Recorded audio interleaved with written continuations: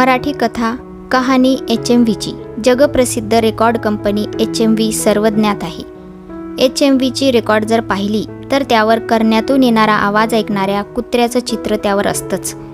हीच masters voice. कंपनीचे हे नाव ठरवण्यामागील रहस्यही तो कुत्राच आहे. त्या नावामागील वास्तव किंवा दंतकथा म्हणून एक कथा प्रसिद्ध आहे.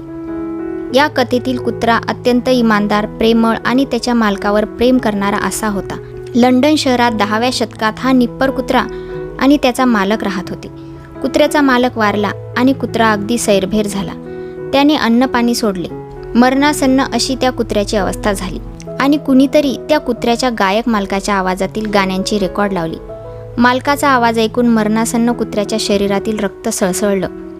तो उठला आणि ग्रामोफोनच्या करण्याला त्याने कान लावले. मालकाचा आवाज ऐकून तो धन्य झाला आणि त्याचं जीवन त्याला मिळालं. तो खाऊ पिऊ लागला. ही झाली कथा.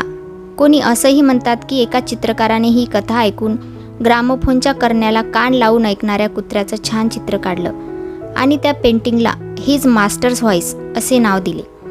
लंडनच्या ग्रामोफोन कंपनीच्या मालकाने जेव्हा त्या चित्रकाराचं पेंटिंग पाहिलं तेव्हा त्याला ते फारच आवडलं आणि त्याने ते 100 पौंडांना विकत घेतलं आणि ग्रामोफोन ऐकणारा कुत्रा त्या कंपनीचा ट्रेडमार्क झाला.